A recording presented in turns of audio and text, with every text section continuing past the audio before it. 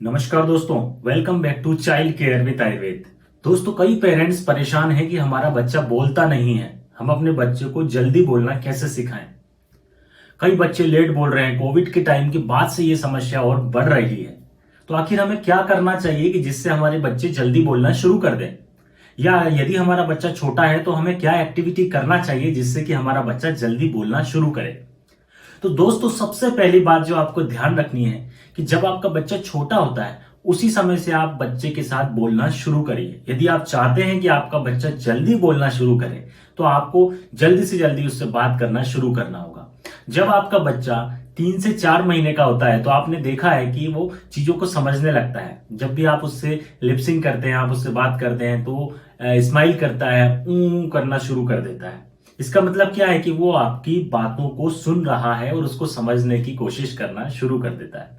तो हमेशा ध्यान रखिए कि जब भी आपका बच्चा 3 से 4 महीने 5 महीने का हो जाता है तो आप उससे बातें करें ताकि आपका बच्चा आगे चलकर जल्दी बोलना शुरू करे।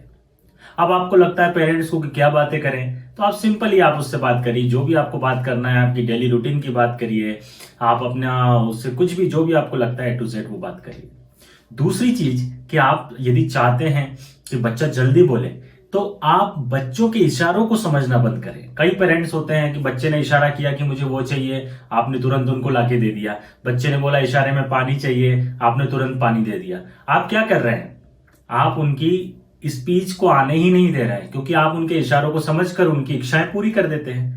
तो बच्चों को लगता है कि जब हमारा इशारों से ही काम हो रहा है तो बोलने की क्या जरूरत है, क्यों बोलने में अपनी एनर्जी वेस्ट करें। इसलिए हमेशा ध्यान रखें कि आप उसको बुलवाएं, इशारों में आप समझना बिल्कुल बंद करें।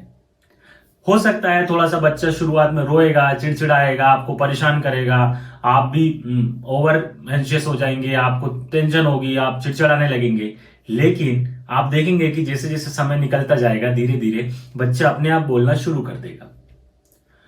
क्योंकि ये जो आप कर रहे हैं ये आपकी और बच्चे की दोनों की भलाई के लिए है। आप ये सोचिए कि ये मैं बच्चे की भलाई के लिए कर रहा हूं, तो अगर मैं थोड़ा सा बच्चा रो रहा है, चिड़चिड़ा रहा है, तो आपको उसको थोड़ा सा शांति से सहन करना होगा।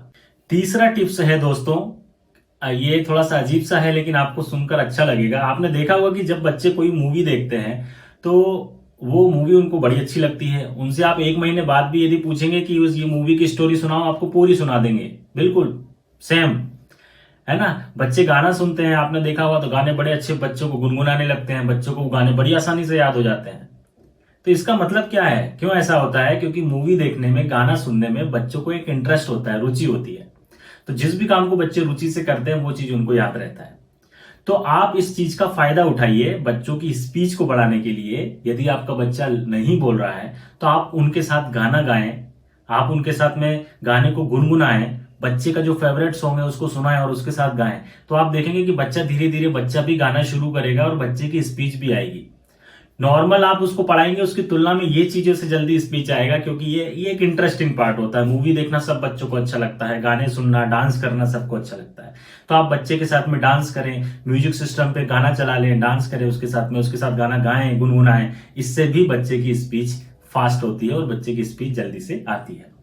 इसके अलावा दोस्तों, अगला टिप्स ये है कि आजकल मार्केट में बहुत सारे ऐसे टॉयज आते हैं, खिलौने आते हैं जो कि आपकी आवाज को रिपीट करते हैं, है ना। तो ये बड़ा इंटरेस्टिंग होता है। मोबाइल में भी कई सारे एप्स ऐसे होते हैं, जैसे टॉकिंग कैट होती है, टॉकिंग टॉम होता है। तो ये जो भी बच्चे बोलते हैं उसको वो रिपीट करते हैं। तो ये बच्चों के लिए इंटरेस्टिंग है। तो जो बच्चे बोल नहीं रहे हैं आप उनके सामने वो टॉयज को रखिए और आप कुछ भी बोलिए, बच्चे का नाम बोलिए। तो ऐसे बच्चे में एक इंटरेस्ट पैदा होगा बोलने के लिए, वो भी कोशिश करेगा और इससे भी काफी सारा जो है समझ में इंप्रूवमेंट आता है। क्योंकि मैंने कई सारे पेरेंट्स को ये टिप्स दिए हैं अपने, जो मेरे बच्चे हैं जिनका ट्रीटमेंट चल रहा है। तो उन्होंने कहा है कि सर ये आपका जो एक्सपीरियंस है ये बड़ा अच्छा रहा, ये हमारे लिए एक प्लस पॉइंट हुआ है। इससे बच्चे में नए नए वर्ड्स आने लगे हैं। क्योंकि हम जो बच्चे के सामने उसमें टॉयस में बोलते हैं, बच्चा बच्चा भी वही बोलने की कोशिश करता है, क्योंकि उसकी जो आवाज आती है बड़ी इंटरेस्टिंग होती है। तो बच्चे के लिए एक अच्छा होता है। तो ये चीजों का आपको विशेष रूप से ध्यान रखना है दोस्तों। अगर ये सब करने के बाद भी अगर आपका बच्चा नहीं बोल रहा है तो फिर आप ध्यान रखिए कि आयुर्वेद में बच्चे की स्पीच के लिए, उसके बोलने के लिए अनेक उत्तम उत्तम औषधियां हैं, जिनको देने से बच्चे की स्पीच का डेवलपमेंट होता है, बच्चा बोलना जल्दी शुरू कर देता है। या बच्चे की बोलने में, उसकी स्पीच में यदि कुछ वर्ड्स में प्रॉब्लम आ रही है, बच्चा तुतला रहा है, हकला रहा है, कुछ भी प्रॉब्लम आ रही है तो वो भी स्पीच की आयुर्वेद की औषधियों से ठीक हो जाता है।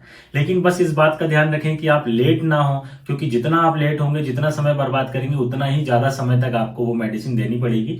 इसलिए आपको यदि लग रहा है कि हमारा बच्चा लेट बोल रहा है, तो पड़ोसियों की बातों में ना आए कि नहीं कुछ बच्चे लेट बोलते हैं, कुछ बच्चे ऐसे होते हैं, जैसे जैसे बड़े होते जाएंगे अपने आप ठीक हो जाएगा।